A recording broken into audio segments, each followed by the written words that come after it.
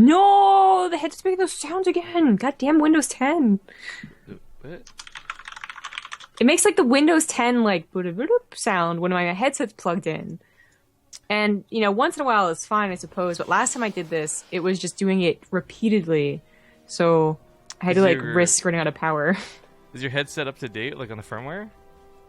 I guess I'll probably check that. What I'm worried about is that what is happening is since my cat has chewed it so many times, that it's doing this weird thing where it's like, okay, I'm plugged in. Okay, now I'm not plugged in. Okay, I'm plugged in. So that's why it keeps making the sound.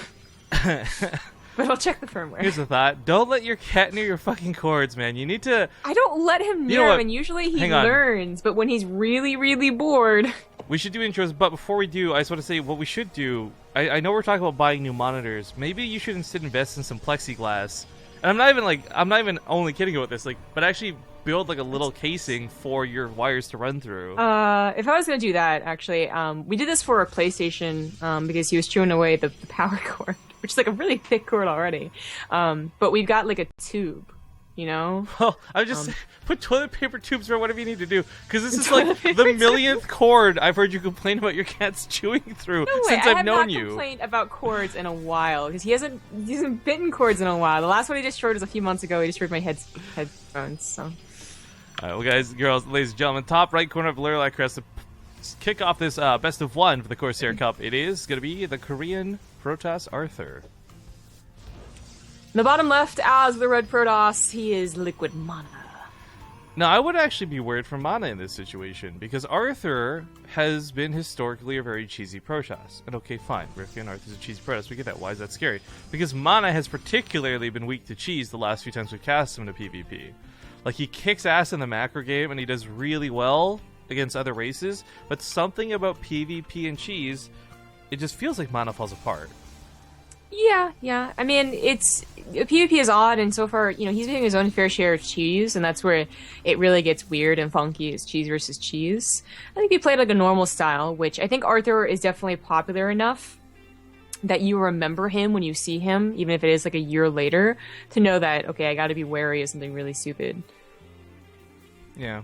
It's like, you know, if Lily Canine were to disappear from the game, but come back later, you're gonna be like, okay, you know what, last thing I'm gonna expect is standard play. No matter how much time he's been sitting away from the game.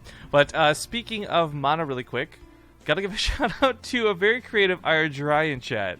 We're talking about taking really bad selfies. He throws on a hockey mask, a goalie mask by the looks of it or something, and because he doesn't have side blades, he takes the, if you remember the thunder sticks we had from House of Time, and he tapes those to his wrists and uses those as side blades. Like, there's like elastic bands and everything. Amazing. I'm gonna retweet this. This looks fantastic.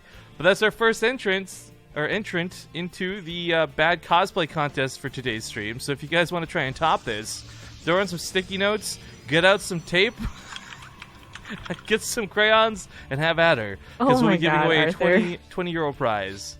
Sorry. Yeah, I know. It's bloody Arthur. Like, what do you expect? MaNa kind of knew this would be the case, and I think Arthur's just going to lose right here, actually. Because 4 Stalkers versus 2... Yeah, the Robo gets canceled. That's actually a really smart move. If he kept the Robo there, I don't think this would have worked out for him at all. Yeah. Still trying to keep the gateways, like, you know, it's like, he really wants to make something happen, but nothing's going to happen. The gateway eventually is going to fall down too. Warp Gate does finish up, so he could try warping in. Oh no, that's MaNa's Warp Gate. Okay, he still has like 5 seconds left on his, so never mind about trying to warp in. Island goes down. It's going to go down, even if he tries to save it. Yeah. I almost feel like killing it slower is better because it would be like bait, but he didn't want to risk warp-ins, and that's understandable. Now, MaNa, of course, played on one base to start because, again, it's Arthur, and there's preparations to be made against somebody like Arthur, but now looking to expand both players, in fact. So both players going for their naturals. Yeah.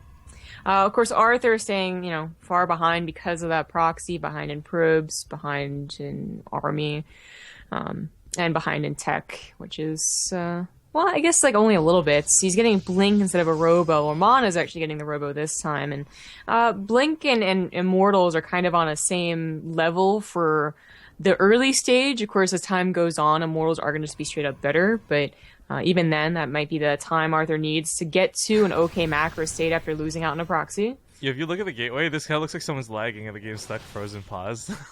This looks really weird. It does. So only one person's probably gonna understand this language really quick. But we got a subscriber to our channel named Gibby. So I thank him for carrying me through Giants 10 right now. But Arthur, back at home, I mean, his defense isn't terrible. His army supply is down for certain, but we've seen the power of Photon Overcharge. We've seen complacent Protoss walk into pylons and lose a very I win the game looking army. But it is going to be this weird situation where, you know, Arthur kind of got smacked down right off the bat, and his plans were shut down, and I don't think any player loves having their plans disrupted like that. No, definitely not. But Arthur is making the best out of a bad scenario and getting some pressure on with Blink. It's actually a pretty good idea. I mean, I guess he could have gone for his own robo, tried to like do that even tech game with him, you know, trying to catch up on macro, which I mean, really he has. It only started off as a 4 probe difference, then it went down to 3 now, but that Blink is going to give you a lot of, you know, time to maneuver around the map, actually take a little bit of map control, and constantly poke and threaten. Now, Lairlac Crest, unfortunately, with the rocks broken down, doesn't have quite as much potential, as he will have to break those down first before he can really threaten that main base. But, I mean, he does start probes again. I was wondering, he was pounding the gateway again. He didn't produce probes for a second there. I wonder if he was going to try an all-in, but no, he's still producing probes. Well, Guardian Shield's going to certainly be helpful. He does have a couple of extra stalkers, but I don't think it's enough to overtake the Photon Overcharge dynamic. And, you know, MaNa's had a lot of information in this game, and we've talked about this a lot in the past. MaNa with information is a very tough player to beat. Observers have had a keen eye on the army the second it moved out of the base. Oh, baby Arthur just wanted to get to 32 probe count, like perfect probe count. He is chronoing all of the gateways that he can. He has 3 right now, and he is investing a lot into this attack, bringing the Mothership Core too. MaNa does have an Immortal. He has a couple of force fields as well. That'll help a little bit. Of course, the Blink Stalkers don't want to have to blink over them. They want Blink to be able to micro.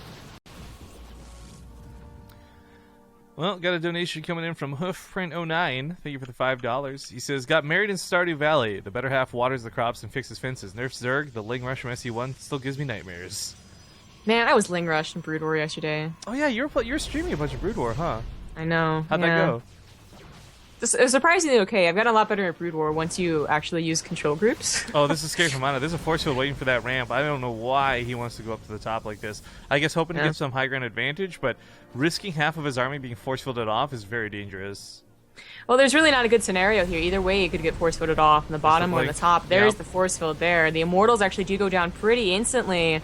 But oh no, that one survives. Hey. The overcharges are really damn good, Zombie Grub. Yeah. I think that's why he didn't mind either one, because, you know, I looked at the natural, and there's technically 3 pylons ready to be overcharged, top head 2, and Arthur, with a good plan, just not able to work out.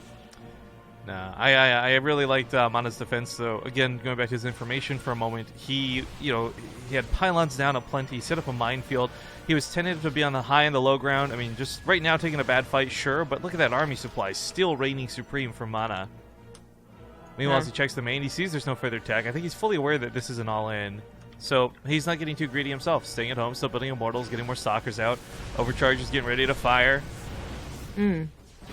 Blink forward, as MaNa's Blink is also done. Might mean Arthur just has to tap out here, as his army is going down pretty fast. GG.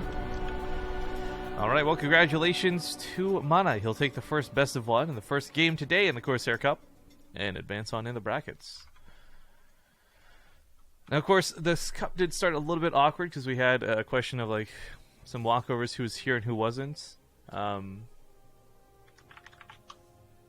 it looks like we'll be waiting a moment for our next game anyways. There's a couple of the advances going through. I will say, though, I am looking particularly forward to a top series match there with Botvinnik versus what is likely Tails or Spellsinger. Spellsinger is a Grandmaster Protoss in the lower tier of things, but Botvinnik's TVP was looking amazing last time we saw him play. Yeah. I don't want to see any other matches immediately coming up, so we may be waiting for a little bit of time. We'll hit up our first ad break of the day, guys.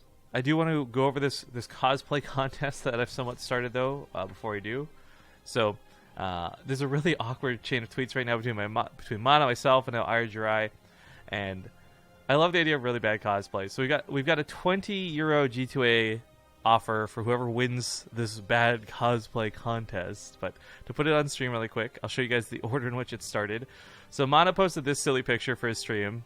Then I responded with this. You guys will notice I'm wearing my shitty Catalina shirt. I'm surprised nobody called me out on that. And then Jirai just submitted this one with the Helt's boot tie him like thunder sticks on his arms. That looks amazing. So I don't care if you guys got to like duct tape scissors to your wrists. If you've got crayons you want to like strap and draw things with, tweet me your bad cosplay. Because truth be told, the worse it is, the better your chances at winning. So, and I'll just say up straight up too. You can enter multiple times if you'd like. I don't care. But we're gonna go to our first ad break of the day. So don't go anywhere, and we'll be back in a couple of minutes.